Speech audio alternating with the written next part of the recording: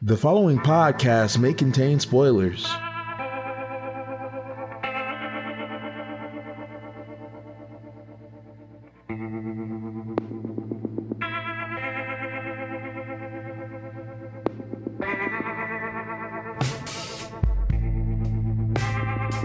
Hello, it's been a long time. When hasn't it been a long time, though? Let's be honest. This is the Treading the Path of Heaven podcast. I am your host, Jonathan Kenny, along, as always, with my co-host. I'm Richard. And today we're going to be doing kind of a special episode. It is going to be one of our famous Knights episodes. Historically, very popular with our fan base. People love spoilers, dude. People love spoilers. I think we just get excited talking about the cool shit in novels and not the book one introductory concepts. But we one of our Patreon's supporters went to a high enough level to be able to request that we do a specific review, and we were supposed to do that within a month, and it's been way longer than that. But we are finally now getting around to his request, which is to do a Desolate Era Knights episode. So we are once more revisiting our boy Jining to talk about all the crazy shit he did. Anyone that is not familiar with our format, our Knights episodes are spoiler heavy. We do not prevent we're willing to talk about anything that happens in the book. So if you have intentions to read Desolate Era and care about spoilers, this is your chance to stop listening. But otherwise, I think we're in for a wild ride. I think the last episode we did this was 5 years ago, right? 5 years ago? Yeah, somewhere in the 5 years ago range. That's what it was put up on YouTube, at least. We're so old. Yeah, I know. It's kind of insane because I remember this being a fresh book. I remember Coiling Dragon ending and Rin being like, oh, well, I got to translate something else. And he went to Desolate Era. And it was one of the first books that I was there from chapter 1. I remember hopping on it while it was still coming out. I had fresh eyes reading Desolate Era. I had just finished Coiling Dragon, and I was getting used to IEATTomatoes. I was having a good ass time, man. Dude, I love IEATTomatoes. He writes in one way. The way he writes is very generic. And I think that's one of the major complaints I hear about IEATTomatoes. He writes concepts that are very well known. He writes in the area of tropes that are very well known, but he doesn't ever write them in the way that they're normally done. He does an IEATTomatoes version of all of them that feels really fresh to me personally. I can understand. He has a unique flavor to his characters. They are definitely sticking to their tropes. Jining is the prototypical sword cultivator, right? When I think of a sword cultivator, I think of Jining. There's never been a story that I've read that has been more about a dude focusing on the sword than Desolate Era for me. Because of Jining, when I read 9-star Hegemon body art and you see one of Longchen's brothers that are sword cultivators, I just that's a Jining, and that's a Jining. Oh, and that's evil Jining. And you can tell they're trying. It's fun. It's the reason, when I look at IEATTomatoes, right, and the way he writes stuff, it's the reason why people who go back and watch Seinfeld, they're like, this is kind of generic. But when it was coming out, it's he was just kind of hitting his stuff, getting the stuff, got to give credit where credit is due, Yeah, but what I do really, really appreciate about his novels is that they have, real logic in them. And the people that cultivate in his worlds operate under real logic a lot of the time. Now, to be fair, a lot of that logic is logic that only makes sense in an eternal world where people are living literally infinitely, or at least as far as they're aware. But he's one of the few people authors that I've read that really writes worlds that have mechanics that make an infinite world possible. He always writes a meat grinder or something that prevents it from spiraling out of control, or creates natural balances in why things don't move super fast all the time. And I really appreciate that about his writing. But rather than talking about IEATTomatoes, let's talk about fucking Desolate Era. Chaos Cycle, the book. Yeah, let's do like a 5-minute catch up on what we talked about in episode 1, essentially. Jining is a guy from Earth, and it is maybe literally the least important Earth segment of any isekai type thing that's ever fucking happened. You reminded me, he really is a transmigrator. Yeah, I know. Like, you can forget it because it's almost meaningless. It is such a small amount of his life, too. It's, like, so irrelevant. I mean, like, 3 really important things happen in the transition, but, like, the Earth part of his life is kind of whatever. But, like, all right, so he, on Earth, he was a really, like, sickly child. And he basically spent his entire life in a hospital undergoing painful tests and, like, barely surviving. But despite all that, he still had this heart where he was like, no, I'm in suffering, so what I'm going to use my life is to reduce other people's suffering. So, like, he educated himself. He went on the stock market. He played big. Like, he earned a bunch of money. He set up foundations to help people. Oh, yeah. I forgot. Like, he was like a limitless tier investor. Yeah, I forgot about that. Like, he does this insane stuff to, like, help all these people, but still dies very young. And so he goes to the 6 paths of reincarnation. And as he's, like, going through it, somebody shows up and he's like, hey, the head judge called you. So he, like, skips the line. The head judge is a guy who used to be from Earth, or at least that's what he says. And so he's like, so I have an affinity for you. And also, like, your life was fucking awesome. You got so much karmic luck. So rather than you going back and being a human again, we're going to upgrade you up to the Diva realm, where you're automatically this strong. And, like, all you got to do is pretty much exist, and you can join the Celestial Emperor's armory and, like, live an incredibly powerful life. That's just going to be fucking easy street. And so Jining is like, well, that's pretty cool and all, but at the same time, like, I didn't get to experience my human life. If I go live in the Diva realm and I don't remember my memories until I'm 16, I'm going to feel way more attached to my next life than I am this one. I'm not going to give a shit about who I am right now. And so, like, this consciousness is like, fuck that.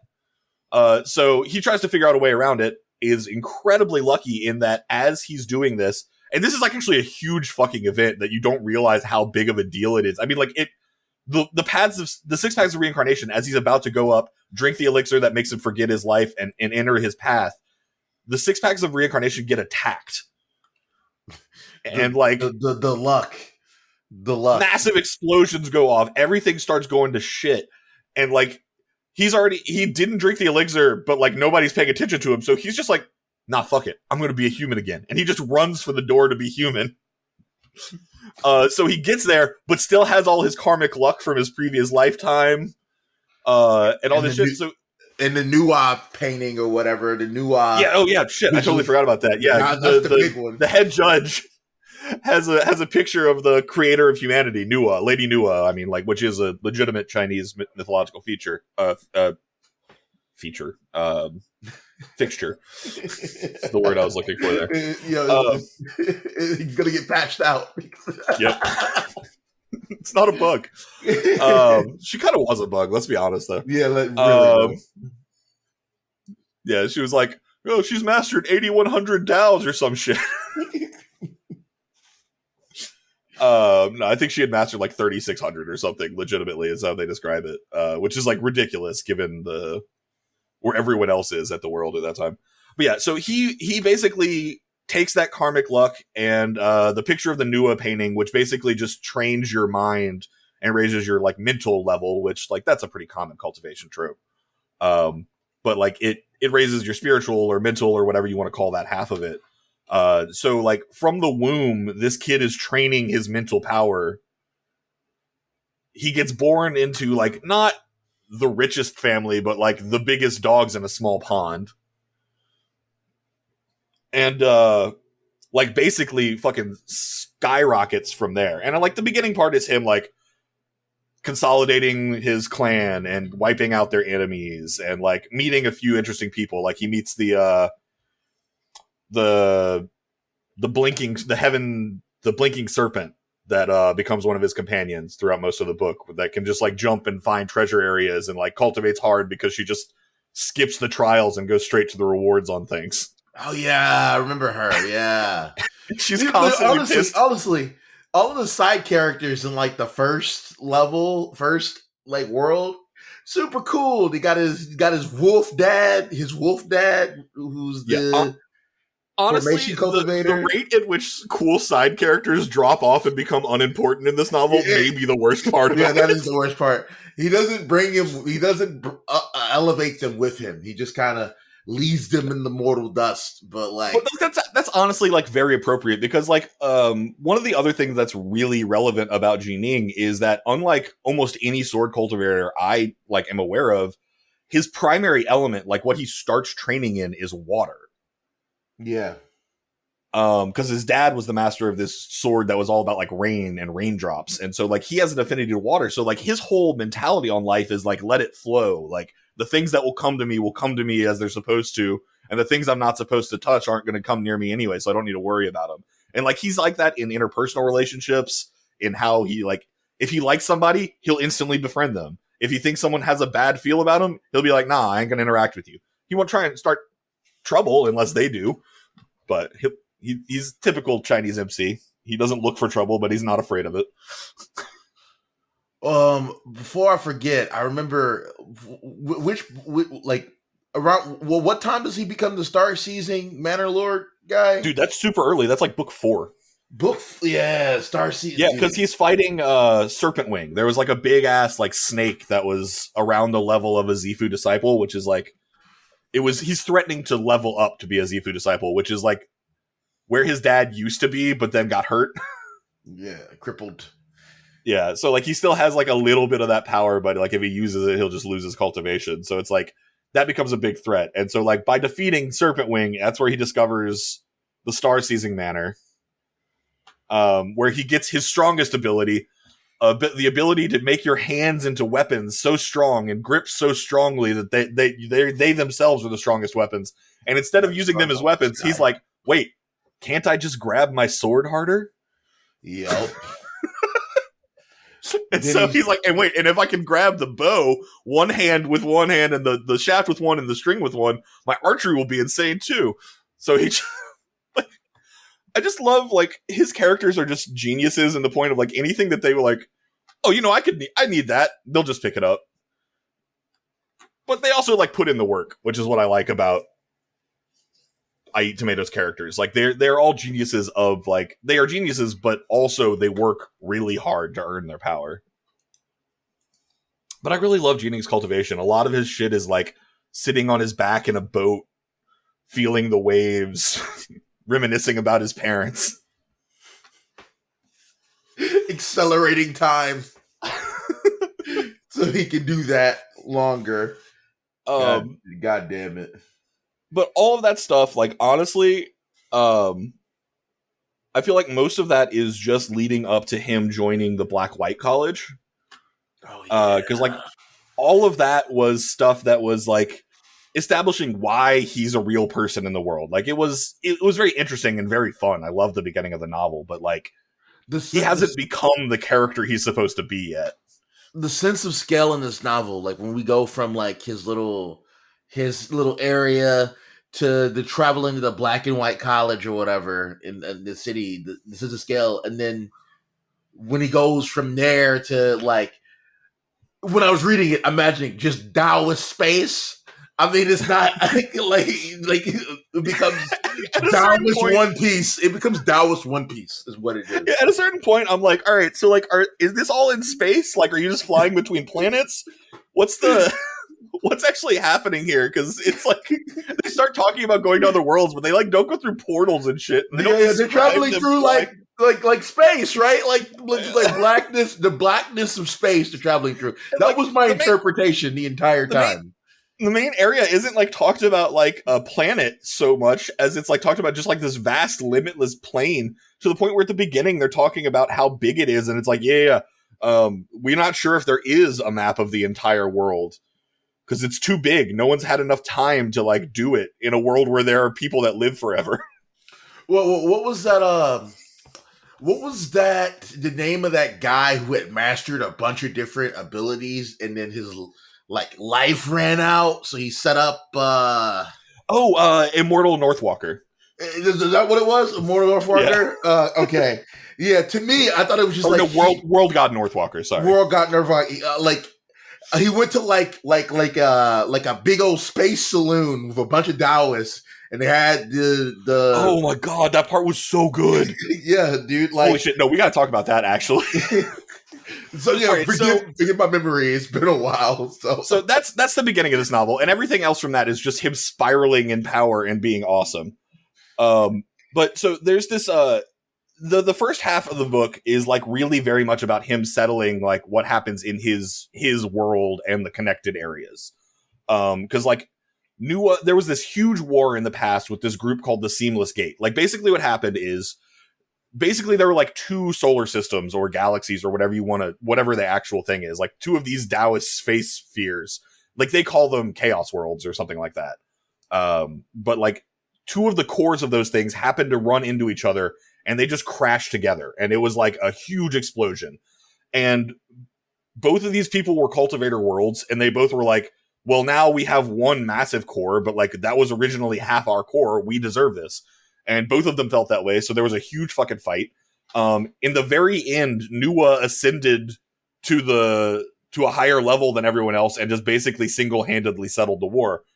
But then made a decision, because like people need an enemy to grow stronger, to not finish them off and just leave them there while she went off exploring to go become stronger and find ways to protect their new chaos world. And so like the Seamless Gate, like they had one really terrifying dude, and he got like dissolved and absorbed into the heavenly Daos, but his will was strong enough to maintain his consciousness and still interact with things. So he was using the heavenly Daos to spy on everything the enemy world was doing. So like if anyone was trying to break through to become a celestial immortal, the heavenly Daos would tell him, because he would know about it, and no matter where they were hidden or how they got there or who was protecting them, they would just go send people to fucking murk them before they became relevant players in the war. And this had been going on for so long, and there was so much like conflict, that this whole war was like the most a second war is brewing, and most of the first half of this series is dealing with that war.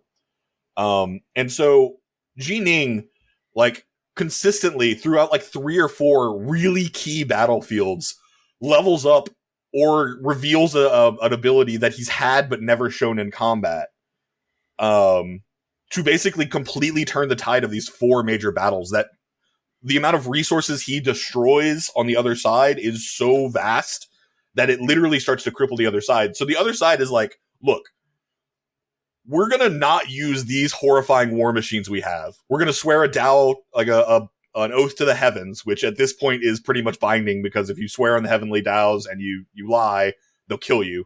That becomes less of an issue at a certain point because you just become strong enough to resist it. But like at this point, it's still pretty ironclad. And they come up with a new, better system with lifeblood oaths later. Or you're keyed into it at least.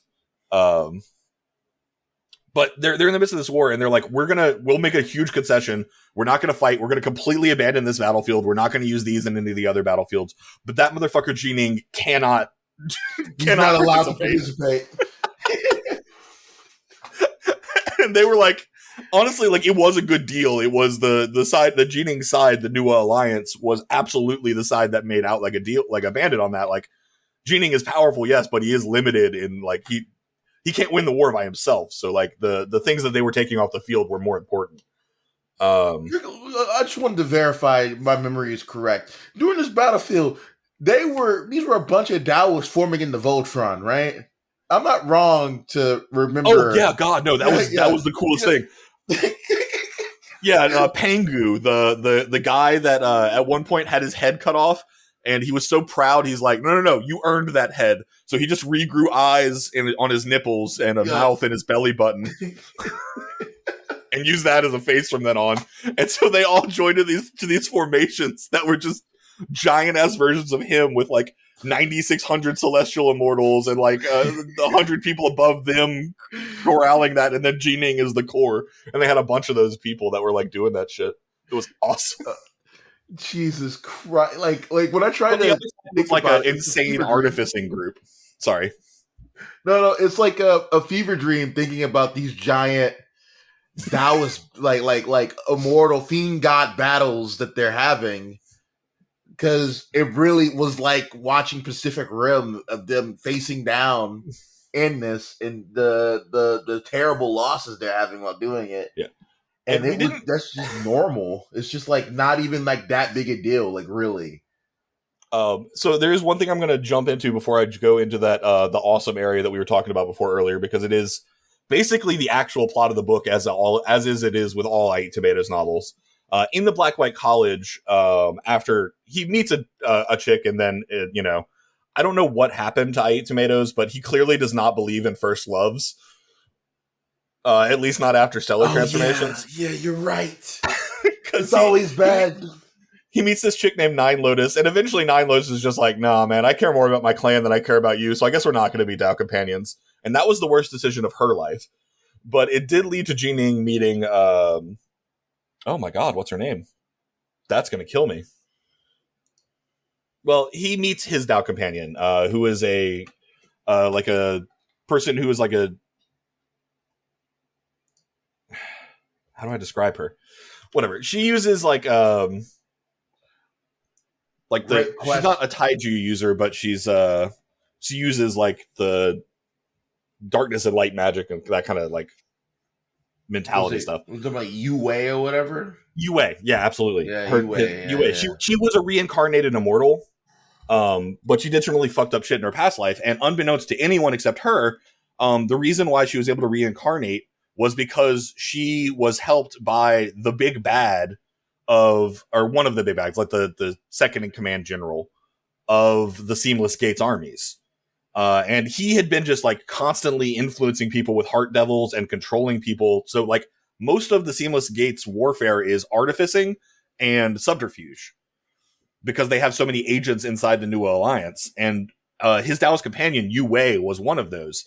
And as soon as normally she wasn't that important, she was just supposed to be like a celestial immortal. But the fact that she was Jining's companion, and Jining is now like at this point a major player in the war, the medicine god of the New Alliance creates this medicine that's basically just going to turn off the cultivation of the enemies, and they're just going to be able to fucking slaughter them. Like they've basically won the war if this goes off. And so he activates her to go and destroy the medicine so that it affects the Nuwa camp instead of the Seamless Gate. Like before they can use the antidote. And it's like, she does that and ends up basically dying. Like she kills herself as part of the commands from the Seamless Gates guy. And so the rest of this novel is legitimately, Jining is like, no, I control my destiny. I will revive my wife or I will die trying. Yeah, she becomes the prime plot point. I need enough strength to do that because what did she lose her true soul too? Right, some crazy. Yeah, well, shit. she doesn't at first. It's captured by the guy on the Seamless Gate. God, I can't remember any of these people's names, and it's killing me. What the God King or whatever? Infinity. Yeah, that actually was it. It was the God King. Infinity Hells. Yeah, the God King of the Seamless Gate. Has her, he traps her soul in a place that's just where she's constantly being tortured. And Jining is like, wants to break her out, but like can't because this guy's stronger than him in a one-on-one. So basically every time he uses that to try and threaten Jining gets stronger and gets more motivated. And eventually like him fucking with Yue is essentially what eventually leads to the Seamless Gates loss at the end of this war. But specifically, he makes a deal with Jining, where he says, I've got your wife's soul. There's this really rare resource in this one area that's super dangerous. There's only been one person that's ever come out of it alive, and it completely changed their life when they did that. But this is the only place to get this one item. If you get that to me and bring it back to me, I will trade it for your wife. I'll give you your wife's true soul back. And so he's like, this is absolutely a trap. There's no way they're going to follow through. But I got to do it. And so Jining, at this point, he has a primal twin. Before you become a celestial immortal, humans have the ability to basically split their soul in two and let it slowly recover. And then they have two versions of them that are intertwined, always know what the other one is experiencing. And can like use each other to grow. So he trains in his original body as a body cultivator. primarily, and in his primal twin is like an immortal key cultivator, where it's more about using like sword formations and that kind of shit. And the two of them can like work together to maximize his potential. So he goes, and rather than sending his main body in, actually he may send his main body. I don't remember which one actually gets sent into the special area. I can't remember what it's called, which is actually pissing me off.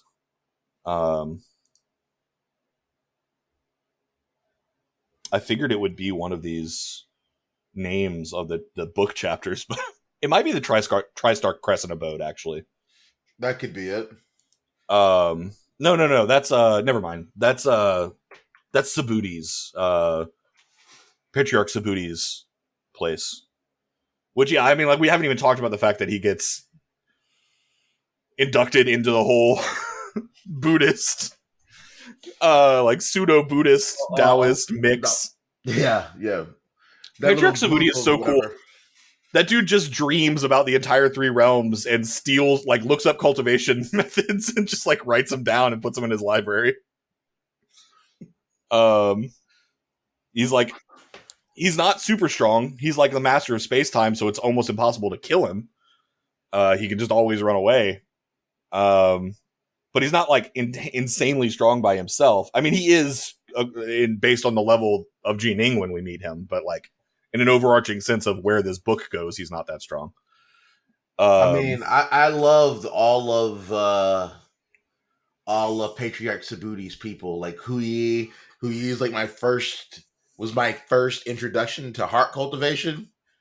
Dude, Ho Yi was amazing. Like, and the fact that they hid that it was Ho Yi for so long that they just called him like the woodcutter. Yeah. And the fact that he's the one that gave Jining tips on archery. Like, Ho Yi's teaching him how to shoot and he doesn't even know. But no, like Wukong, like all of these like incredibly amazing figures. Wukong, yeah, dude, it's all sick. Are his elder apprentice brothers. And all of them are savages. The personal disciple of like Patriarch Subuti. The person who is the greatest at raising disciples among all people in the three realms. Which is definitely proven true by Jining. But yeah, he goes into this area. Again, I don't remember what it's actually called. Actually, it might have been the Nihilum Zone. I don't remember. But he goes in with his primal twin or his main body, and as soon as he does, the communication between his primal twin and his main body gets cut off, so they cannot sense each other. And so we go through this entire story of him going through this special area, and it's basically like there's like 5 trial areas, and once you beat one, there's like a rest area sort of area that you can chill at. And so there's all these people that have been like trying to beat the area and then slowly either dying off or giving up. And if you give up, you could just like give all the rewards you've given back and like ride in someone's pocket to the end if you think someone has a chance of making it to the end. Yeah, I remember that. So he makes friends with all these people and like, you know, like, they all become really good friends. And then he realizes at some point, despite the fact that he's really good friends with them, some of them are from the Seamless Gate, so he can't bring them out. Which was kind of a rude awakening for those guys. But like he gets insanely strong. Like he masters all these sword arts. That is where Immortal Northwalker's legacy was. So like this guy who's a world god is basically an alien that shows up, crash lands on the three realms, is dying and wants to figure out a way to not die. So he possesses like a normal celestial immortal, who then that person became the quote unquote strongest sword immortal of all time in the three realms up until Jining. Just because he was a guy that was not from the three realms using cheat knowledge. But he goes and leads to the legacy because like he really just wants revenge on these three beasts that killed him. But it is important because Immortal Northwalker was part of a group. Oh God, what was the name of it? Shit.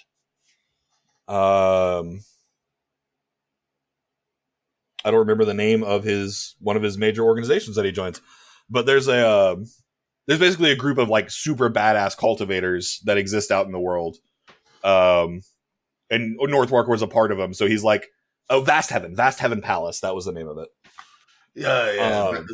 Vast Heaven Palace with, what is it? World God Northwest or whatever. I think it was Northwalker, I think was his name.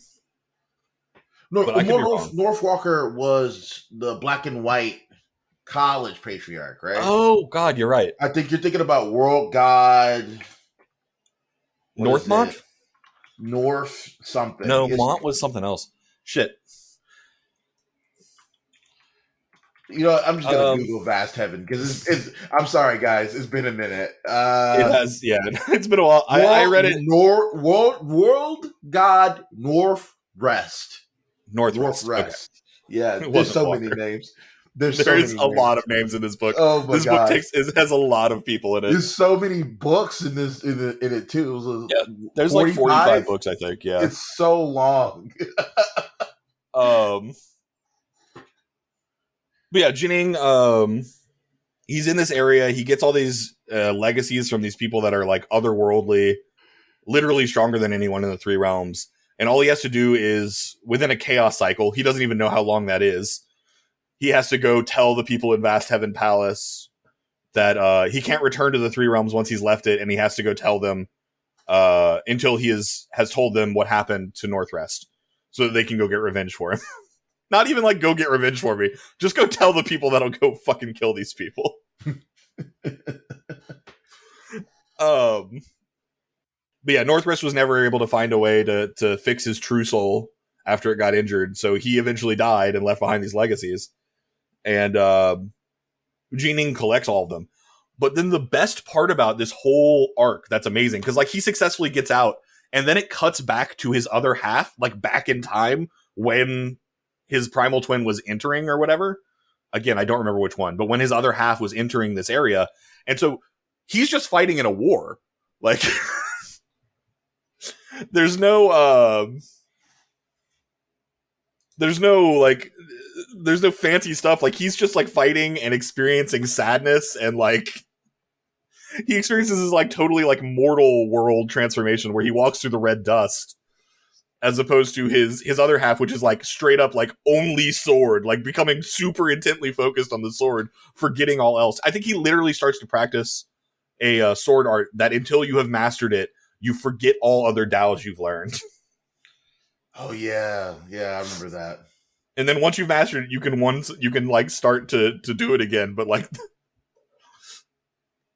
and that's when he starts like really developing his own sword styles. Really, I mean, like he's always kind of had the framework for it, but like this was what really put him down that path of like his eventually what becomes the Omega Sword Dao.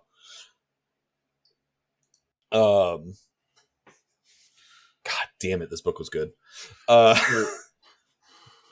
But why this whole area of him going into this like ice world and this secondary world was fascinating is because after he gets to this point where you're like, you know how strong his other half has gotten, and you know that the second it emerges from that realm, the Jining we're following is going to instantly upgrade insanely in strength. And you don't know when it's going to happen, though. So you're just sitting here watching him fight, and you're like, when's it going to happen? When's it going to happen? And then, like, in the middle of this super insane, intense fight, suddenly he remembers and knows everything that other Jining knows.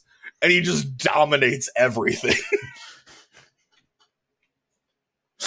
And it's awesome. But it's like waiting, the brilliance of, like, it's that time bomb that the audience knows about that the characters in the book don't know about kind of writing, where like it creates this tension, but instead of it being a threat that's like waiting to wipe your guy out, it is instead a giant boon that you know is just going to happen. So it's like you're just sitting there like, oh, when's it gonna happen? When's it gonna come? When's it gonna come? The entire time you're reading this next book, until he finally does show up, and then like pretty much from there, single-handedly like leads the group to winning the war. Although it does turn out that the war was being caused by a third guy who just wanted to harvest the essence of the world. So he was just causing enough strife to the point where he could start controlling people Like, he revealed that he, in fact, had been the fisherman and was better at doing the Seamless Gate's job than the Seamless Gate was. Because he, too, was a heart cultivator. There's one thing about this story is there's always a third party or a bigger fish happening in the background.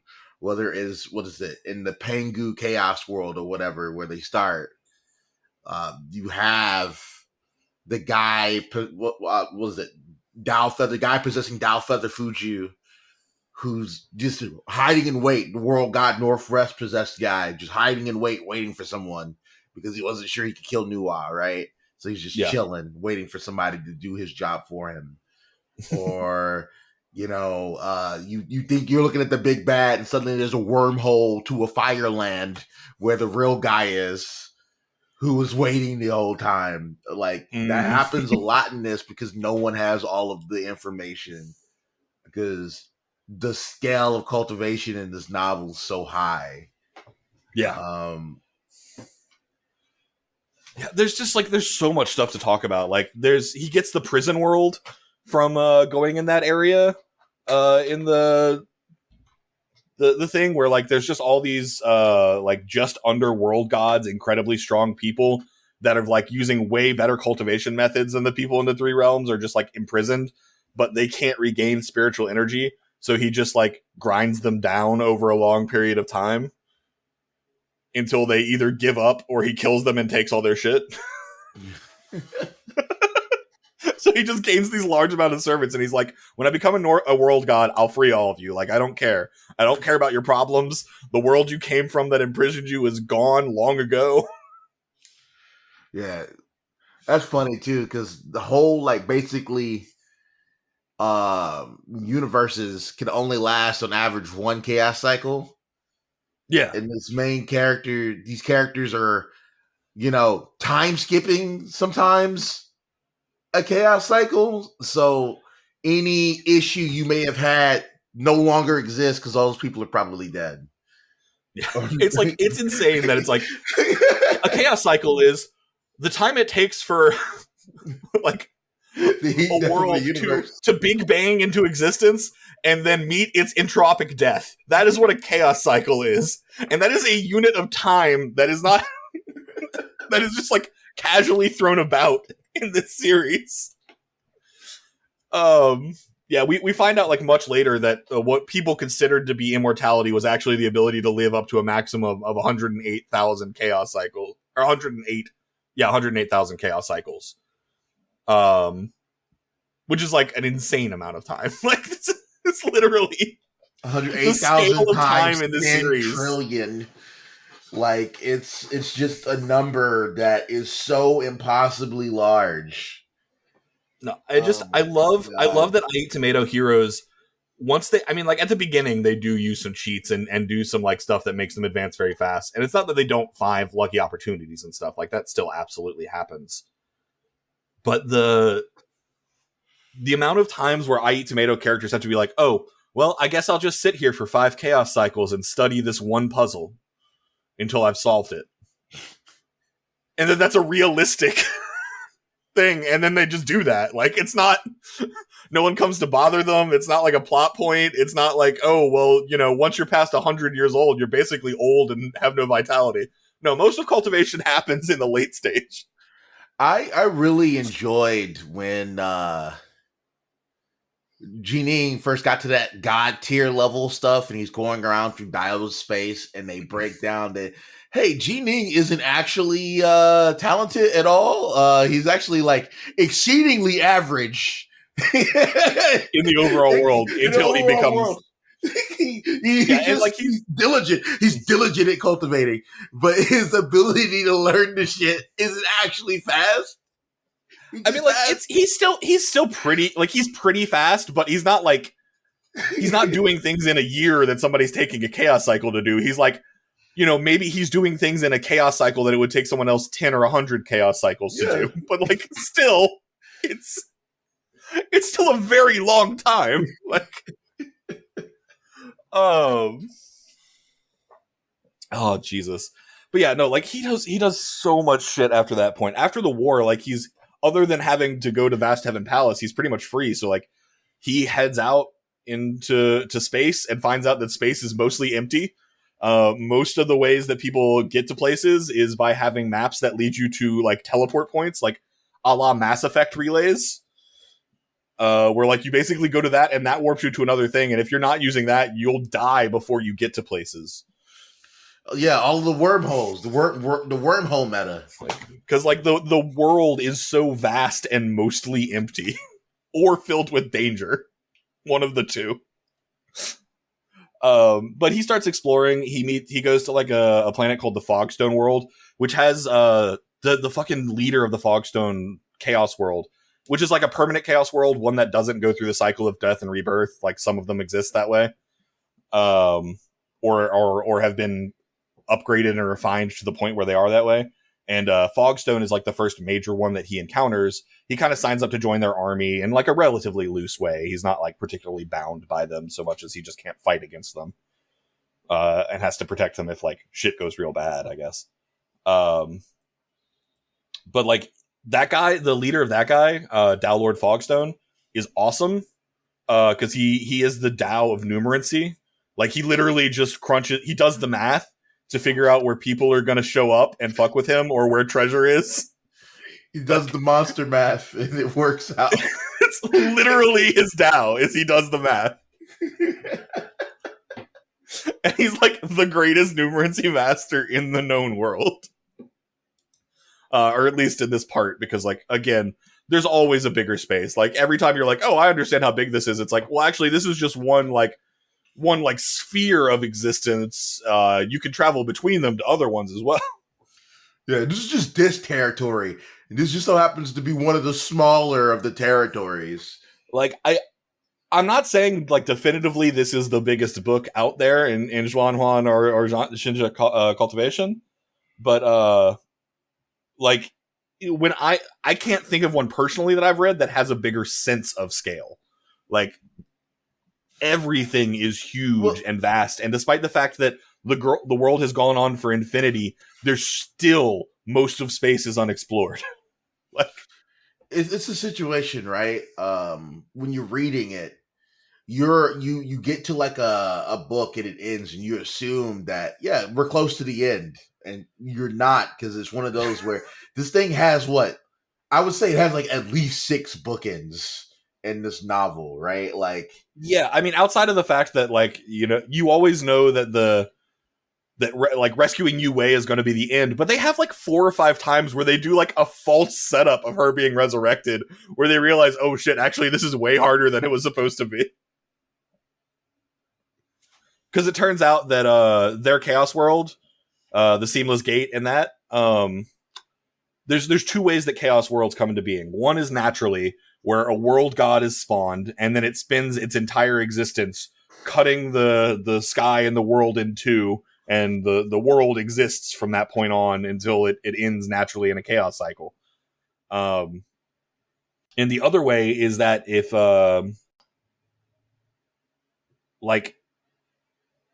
talking all the way up at the top tier of cultivation, even in like the higher levels, there's at the very top, there are beings known as autarchs, which are essentially gods. They have broken past the limit of that 108,000 year chaos cycles. They are literally infinite perfect beings. To break through that, you have to have perfected a Tao. You have to raise a Tao to the point where your Tao is so powerful it gives birth to other Taos. Where like you understand claws so well, you're a better master of fire than people who studied fire their entire lives. or tons of other Taos as well.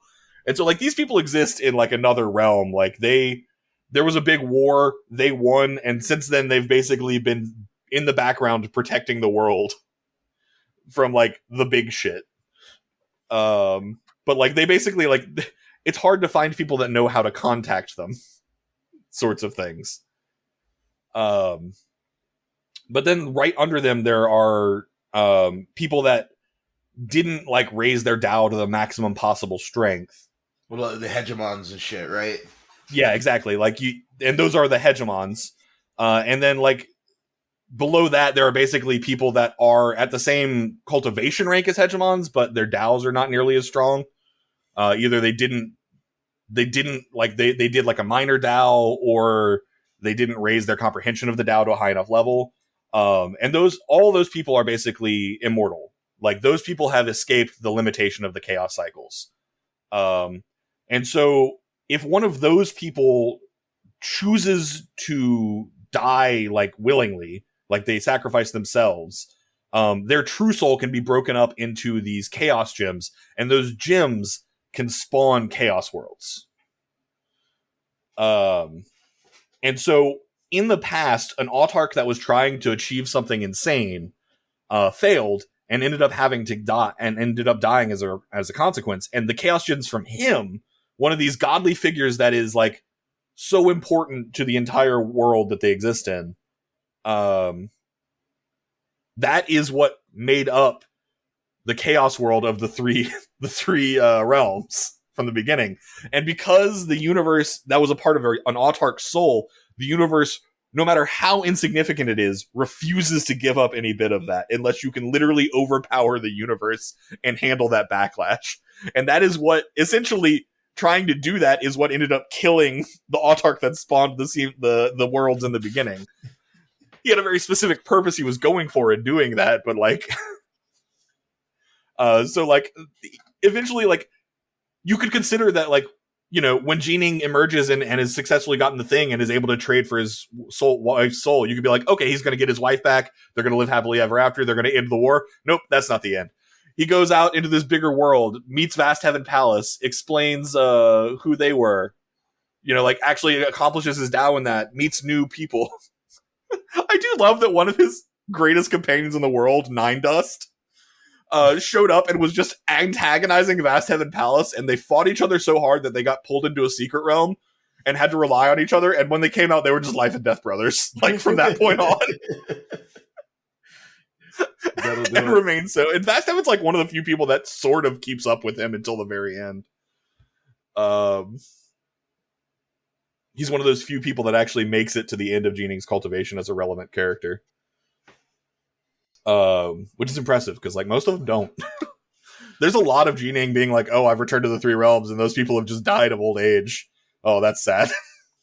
I mean, when you've been alive for 15 chaos cycles, I wouldn't be surprised at that point.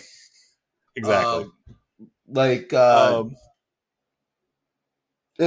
guess now would be a good time to talk about the Daomerges saga. Yeah, absolutely. So the Daomerge is that refers to when Celestial Immortal attempts to break through eternity. So that is when they are trying to break that cycle of not being able to not a Celestial Immortal, it's whatever's above a Celestial Immortal. Samsara Dao Lord. Yeah, Samsara Dao Lord. Is when a Dao Lord tries to break through to become an Eternal Emperor. And so it's an incredibly dangerous process. It can only be done once, because if you fail at it, your true soul becomes injured. And then anytime you use your cultivation from that point forward, the cracks in your true soul grow bigger until it eventually shatters and you die. So it is, in a larger sense, the most important moment outside of maybe, like, there's the Celestial Immortal Tribulation and the Daomerge are like the two most dangerous parts in any cultivator's journey. Because you get one shot at them, and if you fail, it's game over, basically. And so, Jining, the more powerful your Dao, the more complete, the more supreme, the harder your Daomerge becomes. And to the point where there is Jining, like, most people take one or two supreme Daos, and they find it, like, if you can get a supreme Dao and you can break through to eternity with it, you instantly basically become a hegemon, which are, like, I mean, as the name hegemon implies, the leaders of whatever area they decide to be. Like, unless they're stepping on the toes of a bigger hegemon, they are supreme. And so most hegemons just have, like, a supreme Dao that they level up.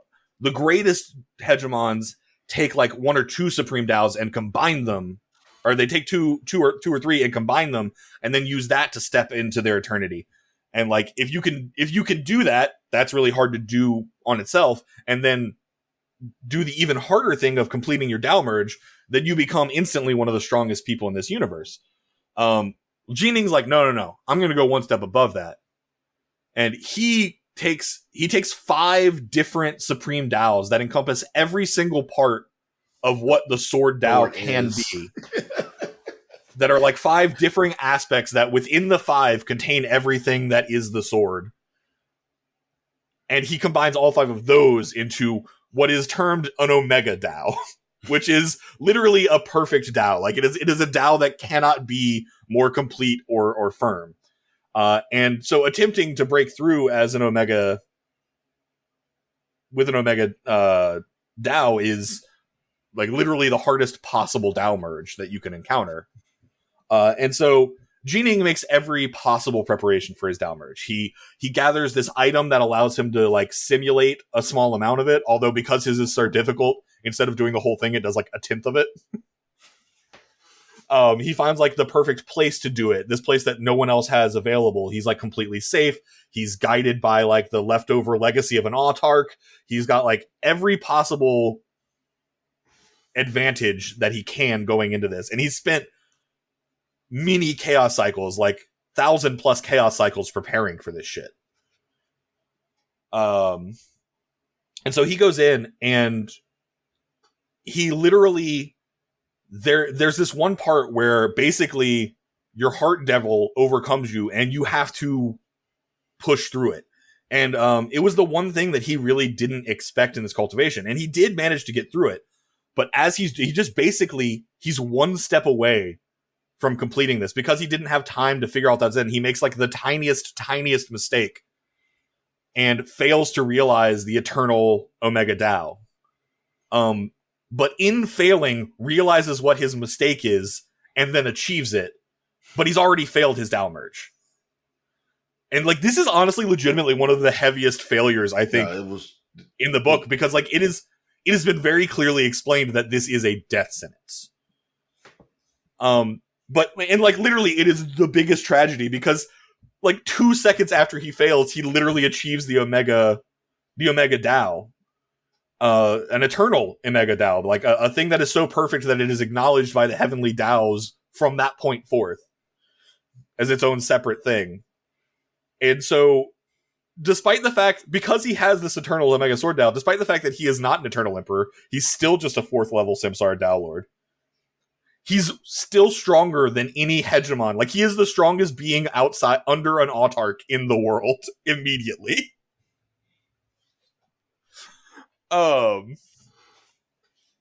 Which he was already the strongest Samsara Dao Lord, so that wasn't particularly surprising there. But the fact that he could basically, like, slaughter hegemons with relative ease.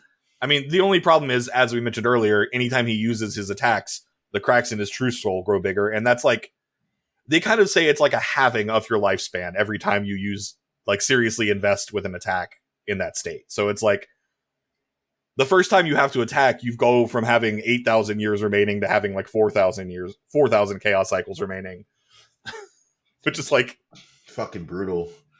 It is. And so like you're seeing him get into these fights that he doesn't want to be a part of, and like he goes to one of his major goals throughout the entirety of his existence has been to try and find Nuwa.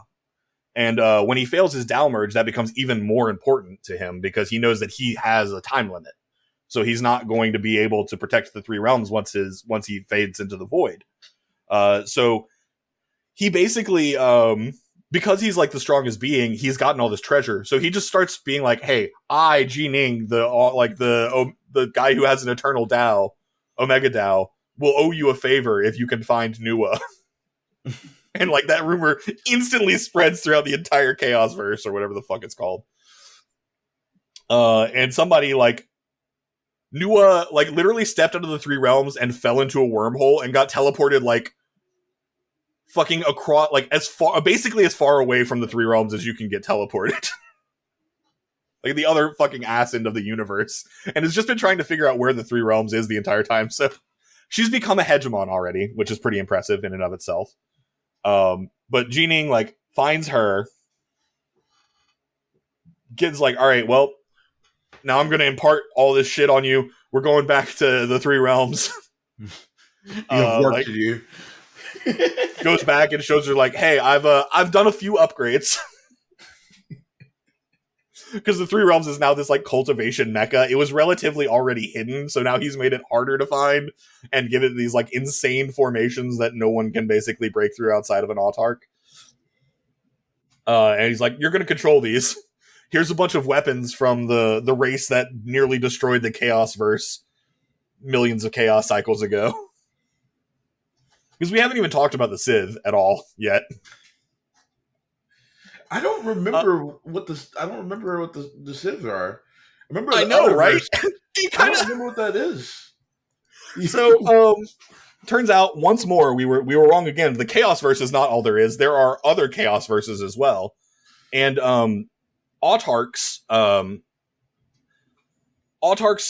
None of the autarchs that exist were raised with an Omega Dao, and if one is raised with an Omega Dao, they would be strong enough to basically grasp control of the essence of the Chaos Verse. And once you do that, you become essentially all-powerful within its realm. Because you have literally the force of the entire thing within you. And so the autarchs were all really hoping that Jining would succeed so that he could actually do this thing and get rid of the Sith once and for all. And the Sith are these like snake-like creatures that have come from a different Chaos Verse. And they are basically... They've taken the biggest, baddest dude from their Chaos Verse, who is actually a guy like Jining. He's mastered an Eternal Dao, an Eternal Omega Dao. But because his Chaos Verse already had a leader, he couldn't usurp him. So they sent him out into an opposing Chaos Verse. But the thing is, if you're from outside of a Chaos Verse, it suppresses you, like, heavily. So this guy's having to basically, like, fight while being suppressed by the Heavenly Daos to overcome all this shit. And the rest of the book, after... long story short, Jining goes into a Sith, like, history thing. The Sith have figured out they're a much more advanced cultivation race because they have a master of the Chaos Verse. So they've figured out ways to have people retry their Daomerge. And so Jining researches one of these ways, and eventually, right after a very long time and a very long struggle with his eventual death, he manages to succeed at the very last second, and actually succeeds at his second Daomerge. Now that he's already a master of the Dao of the Dao that he's trying to create, so it's like it's a no-brainer. He's already passed the test as soon as he takes it. So he lives. Shocker, I know. Who'd have thought that the book would continue when there are more books? Although when you're reading it and the chapters coming out, it was a lot scarier, I'll be honest. I mean, like, at that point, I'm like, maybe he's going to go back through the cycle of reincarnation again. It was hard to try again at that point. It was, like, I didn't know where they were going to go from that. It was the death of the true soul kind of thing. God, it was pretty sad, too. Like, he took care of all of his affairs, and the book showed most of it. And it was rough, but also, like, very good.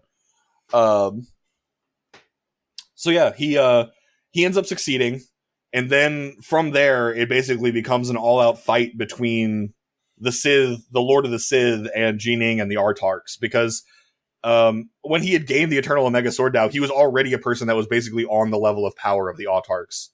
I think he was like actually kind of like in the middle of their levels of strength when he started, which is like insane that you're basically the closest thing to true gods that exist in this Chaos Verse, essentially, and he's reached into their ranks at this point. But yeah, as soon as he becomes an Eternal Emperor, then he just has to try and figure out a way to achieve Dao birth and actually become an autarch to try and win. That is essentially what happens. There's a lot of stuff. The enemies create like a Death Star that is sucking in all the energy of their universe. So like he has to go in there and like slow it down. And like one of his things get trapped there, and like the other Chaos Verse is like a master of artificing, so they have all these like really terrifying artifacts and mechanical things that aren't suppressed by the Heavenly Daos because they're not functioning off of them. But it becomes a back and forth fight with that until the very end. But I think we're kind of coming up on the end here, but I do have one more thing I really want to talk about, and it is the very end of the novel. And if you have not read IEATTomatoes novels, well, specifically the ones I'm talking about are Coiling Dragon and Stellar Transformations. There are going to be some spoilers for the very end of those books here. If for some reason you don't care about Desolate Era spoilers enough to listen to this, but you do care about Coiling Dragon and Stellar Transformation spoilers. At the end of Coiling Dragon, Linley, the main character, basically upgrades so high that he just ascends out of the universe that the entire book is taken in. And there's just basically the creator is there. He's like, oh, hey, I'm the dude that made your universe. You see all this shit that's out here surrounding us? This is grand mist energy. It's what I used to create universes. Basically, I'm bored and lonely, so I made universes with the intent purpose of creating people strong enough to be on my level and reach this area. So thank you. You're the first one. And then if you read Stellar Transformations, you realize that entire book takes place in the universe that Linley created. And so I was wholeheartedly going into this expecting that to be the end of this book, that we're going to have Ji-Ning pop out and be like, oh, hey, what's up? And like he would be the guy that like Chin Yu from Stellar Transformations made. Like that was my full expectation of how this book ends. But actually that's not how that happens, because what he does is he shows up, he grasps hold of the essence of the Chaos Verse. Book is over essentially, because like no one could shake that position. He shows up and there's like the one other dude that has mastered the Chaos Verse, and he's like, hey, what's up? Welcome to the ranks of Chaos Lords. He really hates his disciple for managing to push this guy to become a Chaos Lord. Because he does a sword Dao, which is an offensive Dao, which means he basically could beat this guy in a fight if it really came down to it outside of their Chaos Verses. But that guy had been basically, throughout the entire book, unbeknownst to anyone until it happens, he has this one like universe artifact that he's been cultivating and trying to figure out. And if he can do it, he can ascend to even a greater level of strength. Ji-Ning just shows up. He's like, I don't like that. And he just destroys it.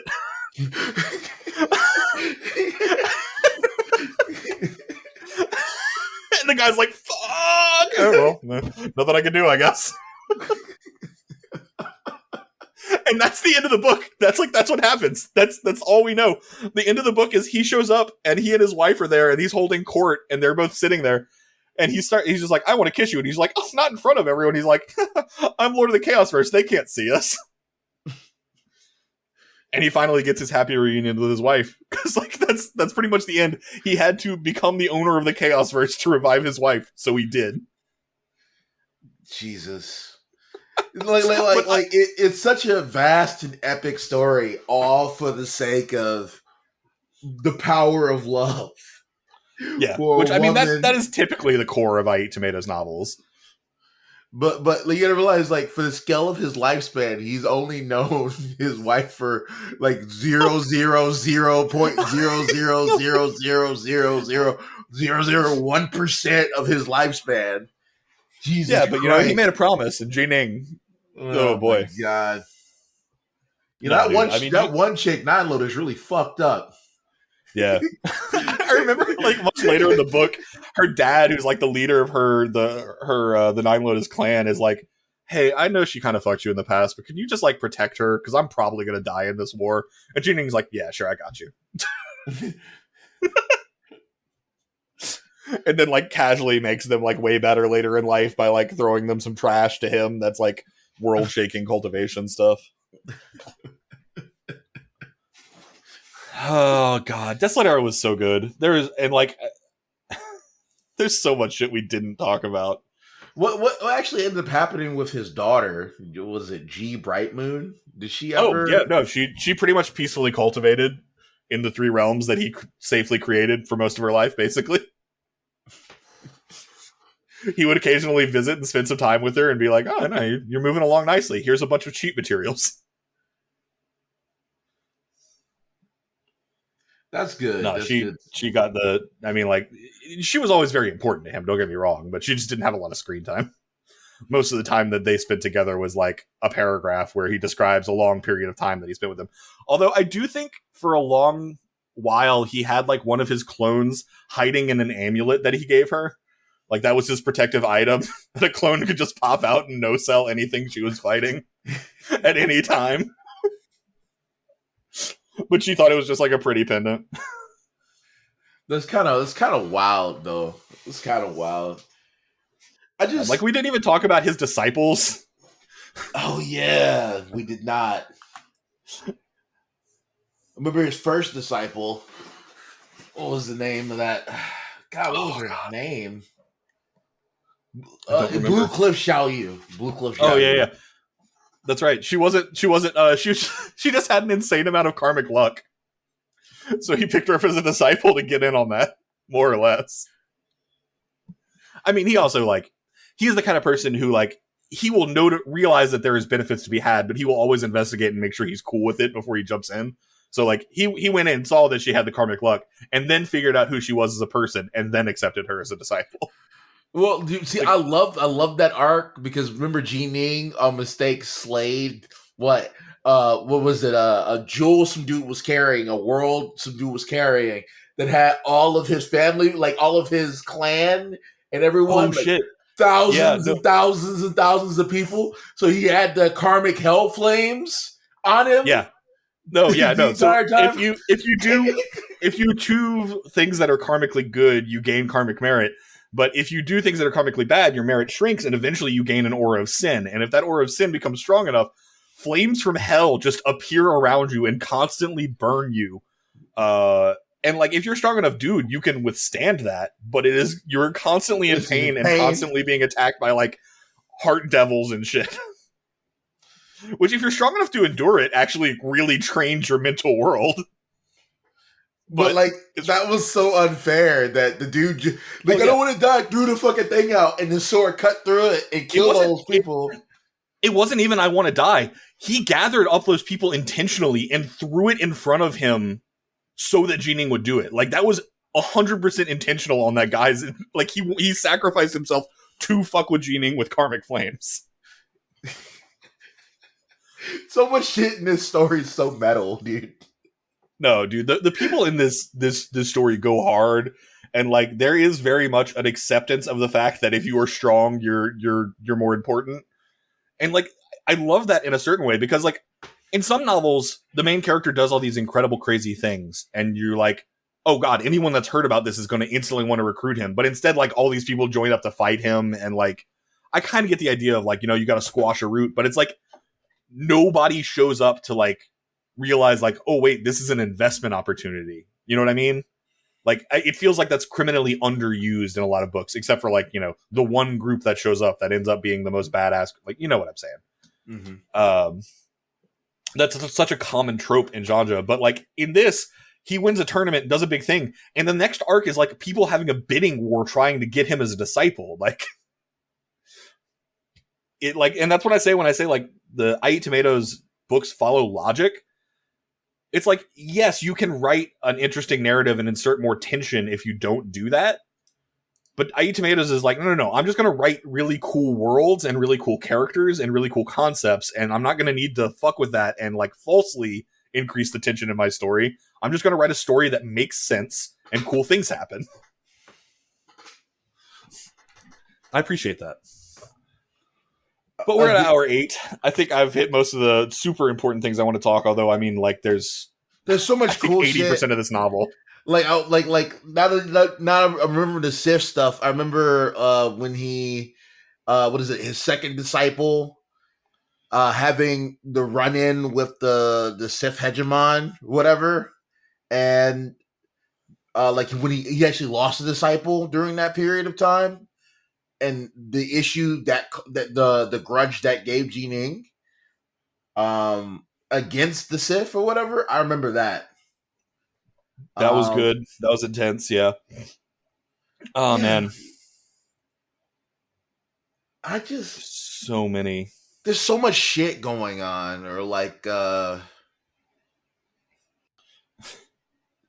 the fact that he had to, there was actually a very the arc of between him failing the Daomerge and him actually living. I think that was a 5 or 6 or 7 book gap. I think 38 was the Daomerge and 43 was when he survived it. So it's like, there was a long part of the book where you're like, man, he can't get in fights or he's going to die. He's going to die so quick. And then he keeps getting in situations where his only choice is to fight or like slowly perish. I mean, it's so I thought intense. that was cool. Like, I thought the Madman Jining phase was super dope. Because that's like the scariest motherfucker you can meet. Oh yeah, no, that's everyone is terrified of a Dao Lord who's failed their Daomerge because they've got nothing to lose. I'm dying anyway, might as well destroy everything in front of you to take it with me. But no, man, there's so much shit. Like, and so much of this novel is him like finding a treasure hoard and figuring out the best way to use it, or upgrading his like special abilities, the Starseizing hand. He gets like these swords that somebody makes for him that are basically like companion swords that he can level up and grow stronger as he like kills people with them and uses them. And those are the Dark North swords that he has like a set of 6 of, because he does the whole Asura transformation where he gains 2 extra set of arms so he can fight with 3 heads and 6 arms. Like, that's just one of his core abilities. Oh yeah, I remember that. Yeah. So you got to jog my memory here. I'm sorry I'm extending this longer. Oh, you good? I remember his little primal twin, right? And then he fused with his primal twin when he became a world god, right? And then I remember he got the primal twin back. How did he get the primal twin back again? No, he doesn't. He doesn't actually fuse with his primal twin. The primal twin undergoes a separate like they essentially go tribulation together. If you fail your celestial tribulation, your primal twin also fails it, etc. He had a cloning art that he got from the prison world that allowed him to like turn himself into like 11 or 21 or something clones. So what you're thinking of is all of those clones remerging together to become, because like that was the part of the art. The first part was learn to split yourself. The second part of the art was like split yourself 21 times. The third part of the art was combine all 21 clones to create a thing that's like the combined strength of all of them. Gotcha. So his primal twin was actually different. And what's interesting about that is that there's a certain part, I don't remember where it is, but like his primal twin, like he leaves one clone on the prison world to regenerate his body, but his real body dies. Like 20 of the clones together die. And there's only one remaining. And he's able to regrow himself, but he basically almost loses half himself in that fight. And instead of becoming a body cultivator, just becomes the primal twin that had the celestial, like the key cultivation. Oh. So that's why him like moving up and combining all those clones was a pretty big deal, because he lost that like insurance. Although it starts to get to the point where like around that point is when people start really interacting with the Tao of Karma. And like one of the functions of that is that you can use karmic links between primal twins and real bodies and clones to kill all the other ones when you kill them. So it becomes less of an issue because they weren't all that safe anymore anyway. God, this book was so fucking fascinating. I do have to say he really went in depth with the way both the cultivation, the combat system, and also the attachment to real Earth mythology. Yeah, no, that was actually some of the fascinating parts. So Earth exists in this world. It is part of the 3 realms, but it was like a pocket dimension that like the souls tend to cycle within Earth. And it has its own like minor reincarnation thing. But because Jining was special and from Earth, and the judge noticed him, he pulled him into like the real 6 paths of reincarnation. So what happened on Earth is that sometimes like reincarnated immortals that had like interacted with the, Buddha and Ho Yi and all of these people that are in Taoist and Buddhist mythology, because like Buddha Tathagata exists in this world. He fights in the war against the God King in the Seamless Gate. Like, yeah, he's just a dude. He's a dude. He's very strong, but he is just a dude. It's like, like the Yellow Emperor and like all these people are like real existences. And the reason why we on Earth know about them, the novel explains it, because reincarnated immortals reincarnate on Earth And then when they get their memories back, they know they can't like get out into the real world. So rather than doing that, they just kind of share the stories of who Buddha was and or who Ho Yi was, and that's why we have these myths of people that really exist and in the characters interact with.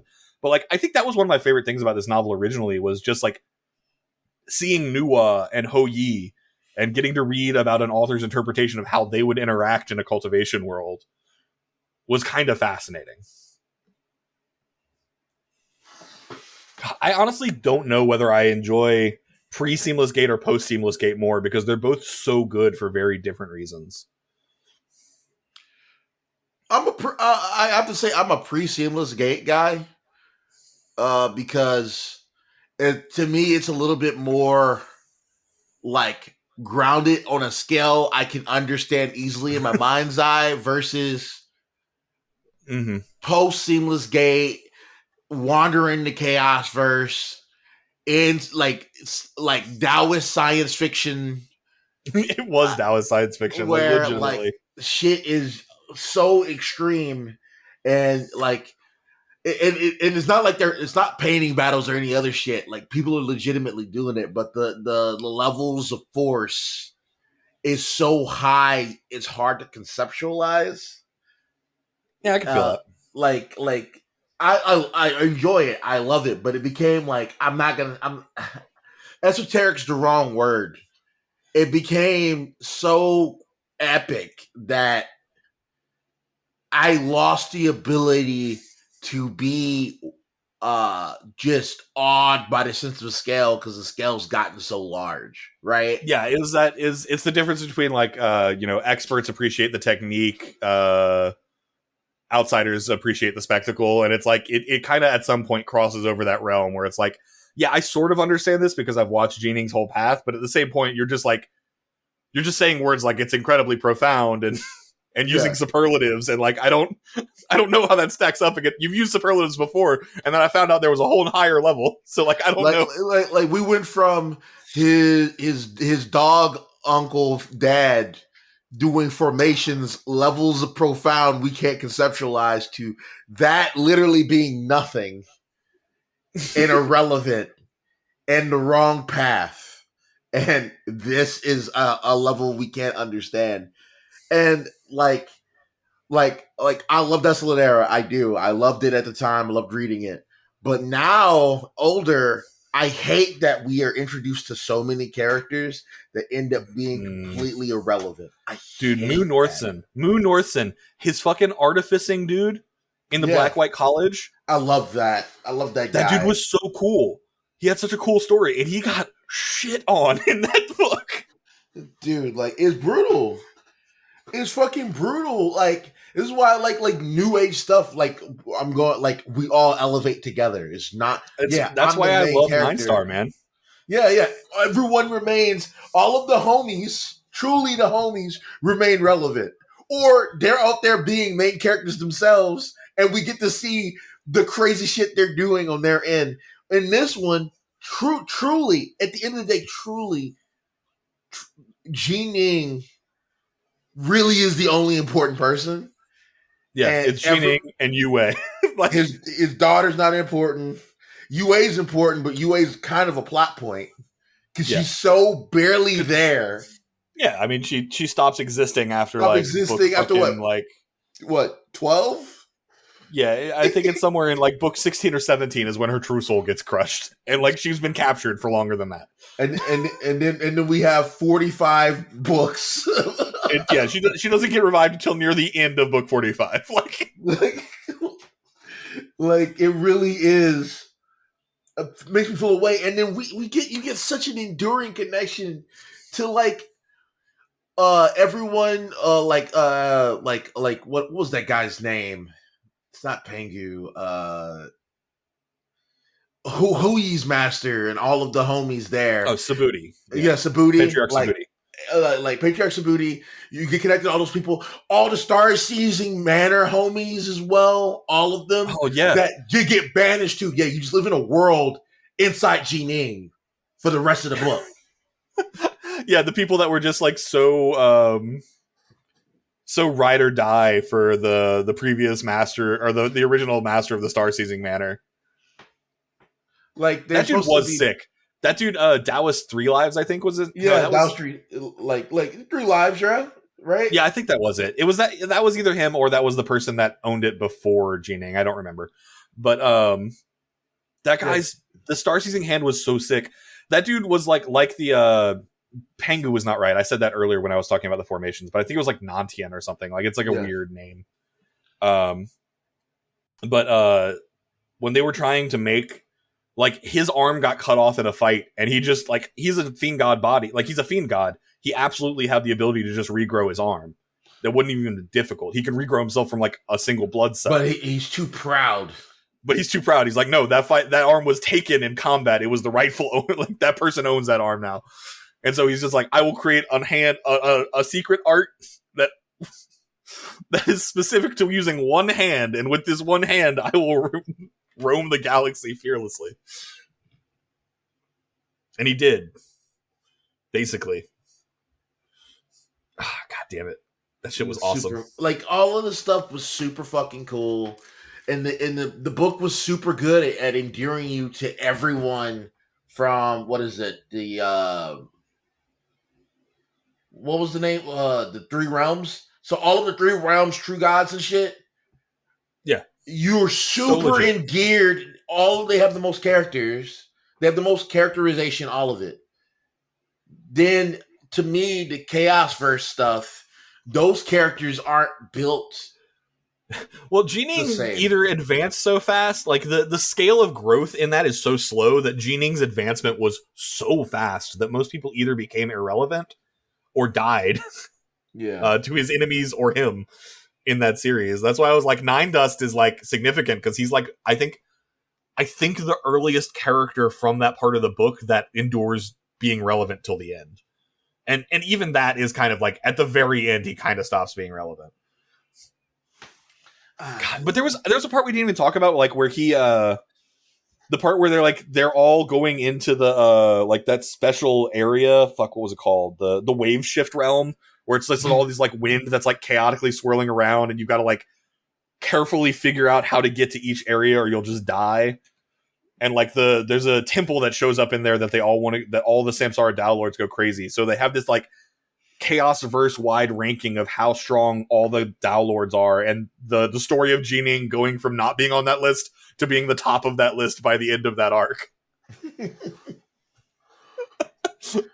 It's just, it's so good.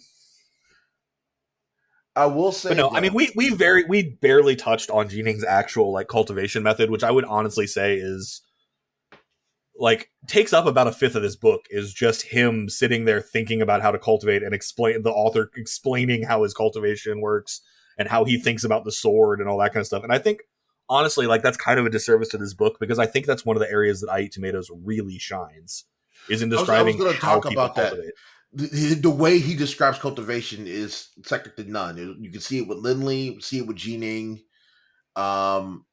Their understanding of their DAOs and how he explains it, how he ruminates it on the page, where he actually explains what the concepts they're picturing are. Yeah, it makes it it's such a clear image of what they're thinking about and what they're focusing on, that it's like, sure, you couldn't do the things they're describing, but it makes it very easy to understand what they're going through and visualize it. I think it's incredibly easy to visualize IEATTomatoes writing. Personally speaking, at least. I mean, like, even the way he describes the backgrounds, he's super detailed. Like when he's in what is it? What was it? The Time Pagoda or whatever. He explained the Time Pagoda. He explained Jining going inside of it. He explained everything he's going through, all the thoughts, all the things he's working on while he's in the thing in great detail. And I can see it. I can see it in my mind when I'm reading it.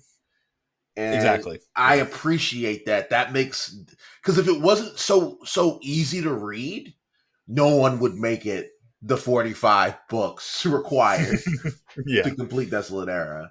It's such an easy read, you know? Yeah, I fell into this book hard again when I reread it. Like at first I was like, oh yeah, Desolate Era, it'll be fun to reread it. And then by like book 4 or 5, I was like, it was most of what I was doing with my days when I wasn't working.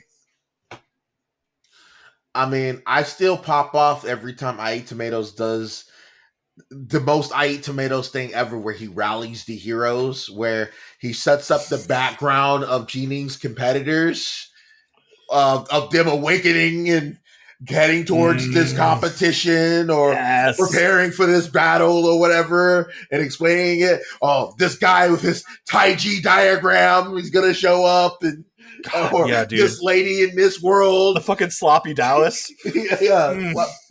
Like the sloppy Dallas, like best character that doesn't get any screen time. God damn it! That dude just cultivates by doing whatever he feels like, because that's how he can make his Dao heart strong. So he's just like kind of fat, constantly eating, chilling out, relaxing, not doing things that people think of as cultivating. Still one of the strongest people. It's just my style of cultivation. It's so good. Oh man, there's a lot of other stuff. Anything else you want to talk about that we didn't get to touch? I mean, we didn't even touch the whole Brightshore arc with Hegemon Brightshore, like kidnapping Jining and basically forcing him onto the path of the Samsara Dao Lord. We didn't talk about the Arceus realm that happened right after that, where he went and met the Paragon of Pills and like legitimately became one of the best alchemists in the Chaosverse. There's so much shit we didn't get to talk about. Like, we didn't talk about the Stone Elephant Wall, where he gets a spaceship. Oh man, we didn't get to talk about the fishing trip arc. Yeah, where he goes out and just walks in the mortal red dust for a while. He just sits out and like fishes for like 1,000 years. Not even for anything, just to like experience the stillness of the world. Oh god. So basically, thanks for making me reread Desolate Era. Our lovely Patreon supporters. Thank you, Samuel. Thank you for the suggestion. I'm sorry this took so long. Me as well. I guess we got to get some business out. If you would like to reach us, by far the best way is to reach out to us on Discord. We'll have the link for that in the episode. You can also send us a message at tiger.rollercoaster@gmail.com. You can reach out to Richard on Twitter. It's at DGenGod, right? Yeah, at DGenGod. You can tweet at me on Twitter, or I check YouTube comments, I check the emails. Yeah. I check Patreon like twice, 3 times a month to see if y'all message me on there. Feel free. Yeah. We'll check it. I want to thank all of the patrons, Yuki Okami and James, Yuki Okami, and Samuel Francis. Thank you. So we appreciate all your support. As always, I guarantee you that you guys are absolutely the reason we're back in the chair, even if we do it as infrequently as we do. But it is it's wonderful to do this for us, because we love talking about this shit, and for all of you guys. So please, if you see us on YouTube or whatever, leave us a review on whatever you're listening to our podcast on. Give us a like on YouTube. Whatever works, or whatever you can do or are willing to do. But otherwise, that's it. I think that's it. So we didn't even get to talk about. We kind of did a minor one. Oh God, it's just there's so much. Like we gave it an hour and 30 minutes, and really we barely touched it. Like, you really haven't been spoiled. You really haven't. We didn't even talk about, we barely talked about heart cultivation. Like, that's one of Jining's major things. Like, he does the sword, he does elements, he does the heart. Like, that's pretty much it. We didn't talk about Eventually mana. He moves from being water to being like all 5 elements. Wait, what did we talk about? We didn't talk about mana. We didn't talk about mana? Yeah. Oh yeah, at a certain point. That's the biggest. He ended up at a certain point, he just like increases his strength by like 3 times because he finds a way to combine all his bullshit energies into one, which he finds out is a thing the Sith have been basically doing the entire time. Oh my god.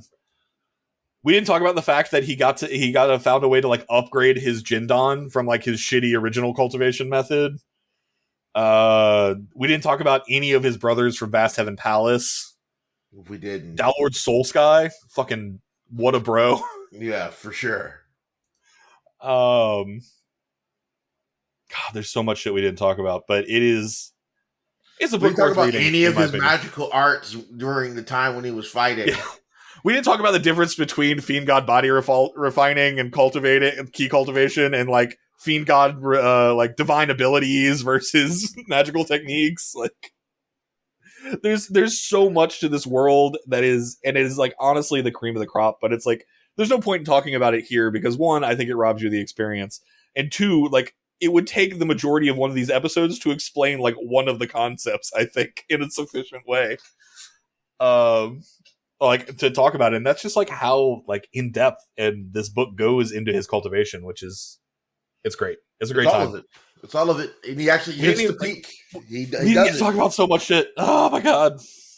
This is like if Coiling Dragon had the kind of length that this had, we would have gotten the Lindley Destruction clone, and he would have hit Peregrine and all of his stuff before he became a lord of chaos or whatever. That's not even what it is. A Grand Mistmaster, I think. Grand Mistmaster, yeah. Before he became a Grand Mistmaster, he would have done all the things I wanted to see. If Coiling Dragon had the depth that Desolate Era has. No, the entirety of Coiling Dragon happened in less than 1 chaos cycle. Yes. Like way less than 1 chaos cycle. Like a minuscule fraction of a chaos cycle was all of fucking Coiling Dragon. Which, to be fair, like that's actually insane how strong Lindley got that quickly. He's talented.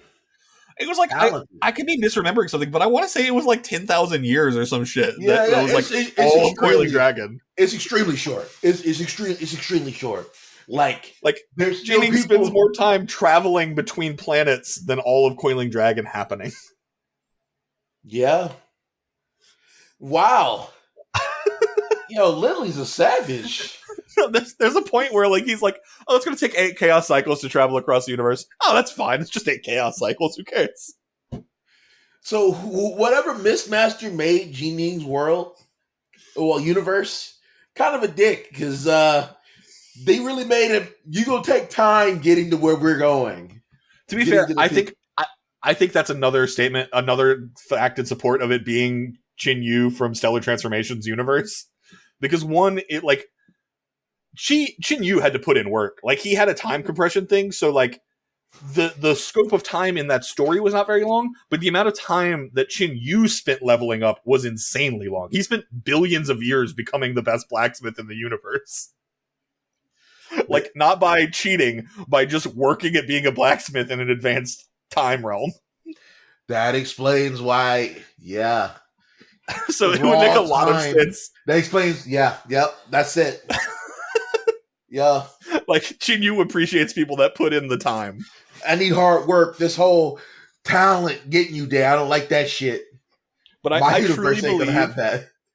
I truly believe that had he continued writing, that universe thing that he destroyed at the end that the other Sith was working on was the key to advancing to the Grand Mistmaster level. That's my personal headcanon of that. Oh my god. Yeah. That's probably it. And so Jining was just like, no, fuck you.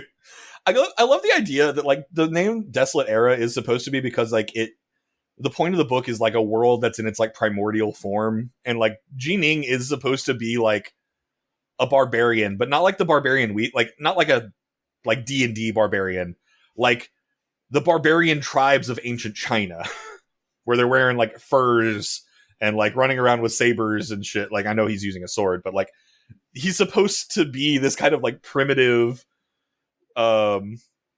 brute force kind of guy, which is funny given how like elegant and like profound all the cultivation is in this book. But I do think it's very funny that that character kind of shows through at the end, where he just shows up and wrecks the ultimate artifact. Yeah, when you think about it, though, that makes sense, especially compared to like the Seaf and how advanced all their stuff is. Our like the three realms and everyone in our Chaos verse is just backwater ass hicks. Yeah. And no, but I love that he just stood at the top of the Chaos verse and watched the other Chaos verses and is like, now I'm going to make sure nothing happens and my universe is going to be cool now. Forever. And that's the end of Desolate Era. Like he achieves a good ending that he's happy with and he sits in it. It's kind of awesome. So I'm looking through the wiki right now. The last thing. His true height is 540,000 meters? Yeah. He got real big. When the fuck did that... I read this. I don't remember him being 540,000 meters tall. I don't remember. I think that was like battle mode towards the very end. Book, like chapter 24, volume 28. 540,000 meters. 335 miles tall. Yep. No, again, the scale of this book, it's big in every aspect. Like, you're underestimating how big the scale of this book is. I know you've been listening to us talk about chaos cycles. You're lowballing it. Oh my god. It's ridiculous. It's ridiculous. All right.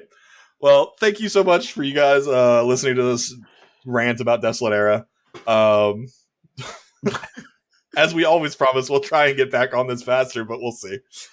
Life comes at us fast, and reading takes some time, guys. It does. It turns out. But this was a delight. Thanks again for making me read it, and we'll see you guys next time. See ya.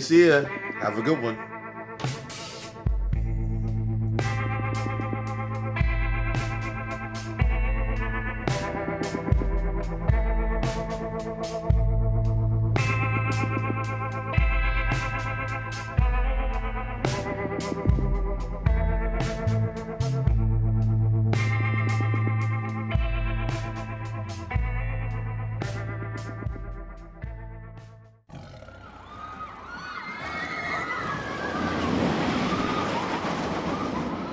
Tiger Roller Coaster Productions. Tigers are scary. You try to get off.